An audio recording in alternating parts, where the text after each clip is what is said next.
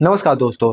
अभी हाल ही में एक घटना बुलंदशहर से सामने आई थी जिसमें 3 साल की मासूम को उसकी सौतेली माँ ने पीट-पीट कर मार डाला। अब फिर से ऐसी ही घटना सामने आई है जिसमें जस्ट कुछ और मामला है, लेकिन रिश्तों से संबंधित है। जिसमें साले ने बहन की मौत का बदला लेने के लिए जीजा को जहर देकर मार डाला। एक्चुअली मामला ये है कि बुलंदशहर में 26 थाना क्षेत्र में एक एक युवक अपनी बहन के यहाँ आया हुआ था। इस दौरान उसके साले को ये बात पता चली तो वो अब उसके अपने बेटे की तबीयत खराब होने का बहाना बनाकर अपने जीजा को अपने घर बुलाया, जहाँ पर उसे एक कमरे में बंद करके उसके साथ मारपीट की गई और जबरदस्ती उसको जहर पिला दिया गया। जिसके बाद पिता ने उसका अपने एक लाइव वीडियो बनाया जिसका मैं लिंक प्रॉपर आपको नहीं दे सकता, डिस्क्रिप्शन में दैनिक भास्कर खबर का है, क्योंकि ये यूट्यूब के एल्गोरिदम के खिलाफ है जिसको मैं नहीं प्रॉपर बना सकता हूँ। तो मामला पूरा बता देता हूँ। तो युवक ने पूरा वीडियो बनाया तो मामला वहाँ पे आया कि लाइव वीडियो के हिसाब से। लेकिन जब बहन का पूरा बयान आया, बहन ने पूरी बात बताई, एफआईआर कॉपी देखी गई, तब मामला पूरी तरह से खुल गया। मामला यहाँ सामने आया कि बहन 1 साल पहले दहेज की हत्या के आरोप में उसका जीजा जेल जा चुका था और बहन की मौत का बदला लेने के लिए साले ने जीजा को धोखे से बुलाया और उसको जबरदस्ती जहर पिला दिया। तो अगर मौत का बदला मौत ही है तो संविधान क्यों बना है फिर? जो संविधान के लोग इतने लड़ रहे हैं, इतने आंदोलन, रैली निकाली जा रही हो रही है, क्या मतलब बनता है अगर हम मौत का बदला मौत ही लें? अगर उस साले ने अपने परिवार का उस समय सोचा होगा, उस बच्चे का क्या होगा? उसके बच्चे का, उसके परिवार का क्या होगा अगर वो जेल चला गया तो?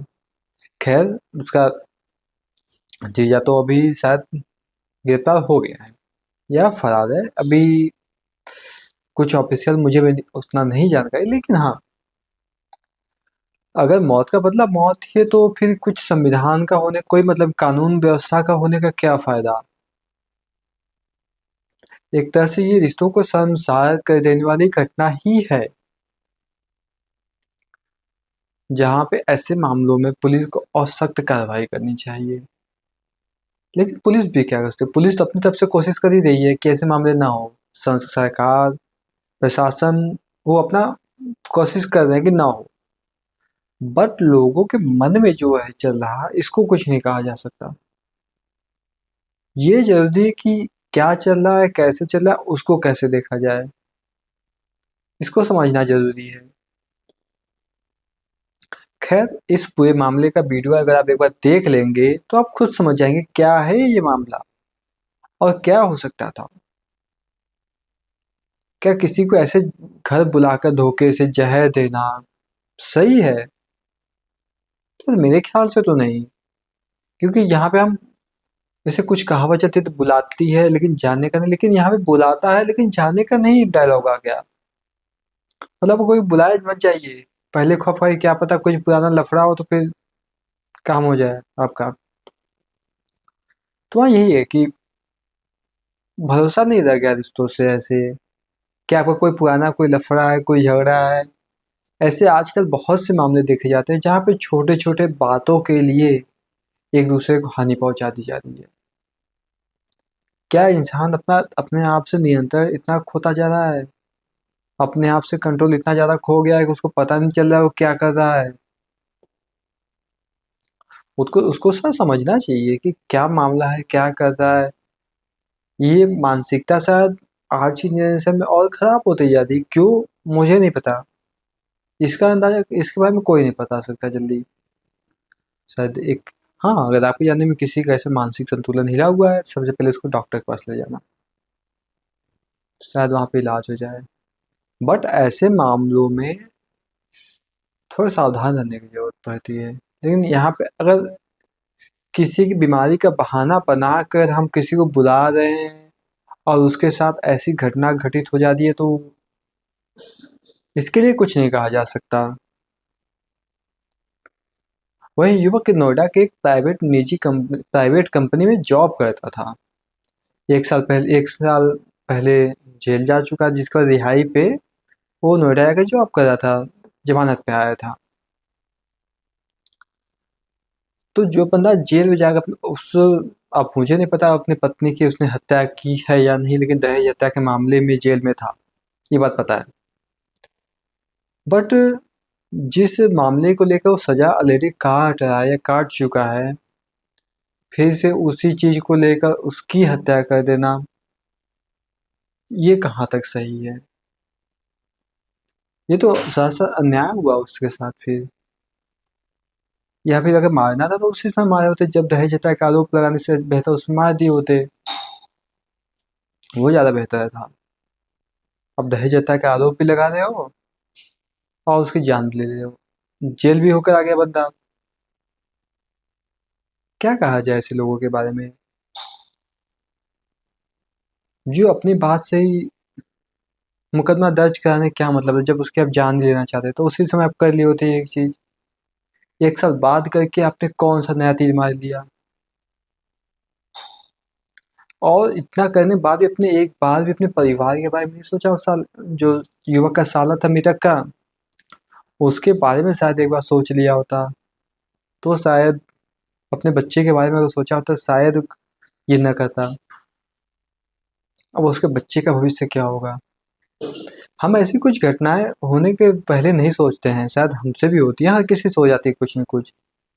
होने के बाद हमें पछतावा होता है, हम परिवार को या अपने सबके सगे संबंधियों के बारे में नहीं सोचते हैं कभी। शायद हमें सोचना चाहिए, कुछ करने से पहले हमको एक बार सोचना चाहिए कि अगर इसका परिणाम नकारात्मक रहा तो परिवार, जो हमारा परिजन, परिवार, दोस्त और जो भी है संगी साथी, उन पे क्या असर पड़ेगा, उनके नज़र हमारी क्या इमेज है, क्या हम दादागिरी नहीं करना है हमें। एक ही लाइफ है, इसी को एंजॉय करना है, इसमें दादागिरी नेतागिरी हर किसी को शोभा देता है। आपके जो लाइफ आपको कर दे उसको उसमें अच्छा करिए, इन सब में आके कोई मतलब नहीं है। खैर इसमें एक चीज मैंने ये में यूट्यूब पर नाम आवर वर्ड है, तो मतलब मेरे शब्द। हाँ, चीज़ों को थोड़ा मैं लेट शुरू कर रहा हूँ, आवर वर्ड मतलब अपने शब्दों को बोलना, बट शुरू कर रहा हूँ। तो मुझे नहीं पता कौन देख रहा है कौन नहीं, मुझे इससे परवाह भी नहीं है। बट ये घटना मेरे लिए थोड़ा था कि नहीं, इसमें मुझे बोलना है, मेरे पास समय नहीं था थोड़ा सा मुझे, क्योंकि अभी मैं हॉस्पिटल से आया, अपना काम करने के बाद फ्री हुआ। नहीं, पहले इस पर कर लिया जाए, फिर अपनी अपनी ओपिनियन तो दूंगा, भले कुछ भी। मामला जानने का मतलब, इस मामले को मैंने लिखा है पूरा, उस खबर को आप पढ़ेंगे तो मैंने लिखा है उस मामले को लेकर पूरी जानकारी, पूरी बात लिखी है उसमें। जो रिपोर्टर था उससे बात की, उसकी बहन से जानकारी लिया, एफआईआर कॉपी भेजा, सब कुछ भेजा, उसमें बात की, तब मैं खबर लगाया, मैं खुद लगाया हूँ उस खबर को। मैं खुद एक पत्रकार हूँ। बट हमारे अंदर इमोशन है, हमें भी देख कई ऐसे ऐसे होता है कि यूपी में सरकार कहती है कि विपक्ष है कि यूपी में क्राइम रेट ज़्यादा है, दुष्कर्म ज़्यादा है। बट यूपी की जनसंख्या आप देखिए, कानून व्यवस्था अगर अदर स्टेट के अकॉर्डिंग हम देखें तो कानून व्यवस्था बहुत बेहतर है। दिल्ली और आसाम की जनसंख्या 5 से 6 करोड़ होगी, 7 करोड़ मान लेते हैं, बट यूपी के 25 से 26 करोड़। यूपी में इतनी अगर जनसंख्या होने के बाद भी पूरे देश का 16 से कुछ 20 से 10 से 20% का एवरेज आ रहा है क्राइम रेट, सिर्फ यूपी में, इतनी बड़ी पॉपुलेशन होने के बाद भी। और वही दिल्ली आसाम जैसे शहर में इसका कई गुना ज़्यादा है, पर पर्सन के हिसाब से बात करें तो। हमारा यूपी नो डाउट, हमारी सरकार जो भी पक्ष, कोई भी सरकार रही, हमेशा लोगों की भलाई के लिए काम की, चाहे सपा रहो बीजेपी रहो। हाँ, मोदी मोदी गवर्नमेंट को मानता हूँ, योगी सरकार ने कानून व्यवस्था को पहले से कुछ काफ़ी हद तक बेहतर किया है। कुछ नहीं, पैर में गोली लगी आपको मिलेगा, अपराध किए हैं पैर में गोली लगी मिलेगी आपको, दुष्कर्म किया है पैर में गोली लगी मिलेगी।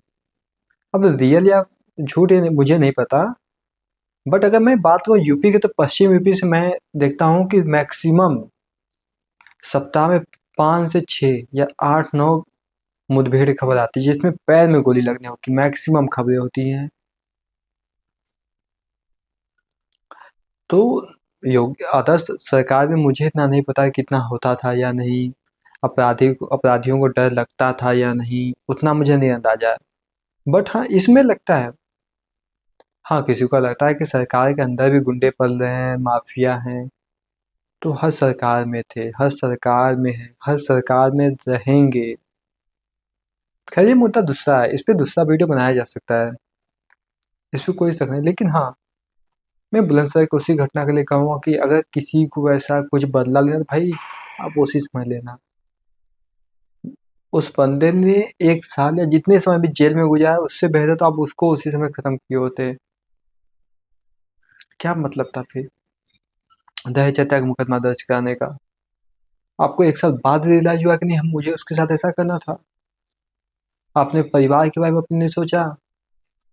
खैर छोड़िए, जो बातें मैंने आपको बोल दी, बाकी जो हो चुका है उसको कुछ कर नहीं सकता कोई।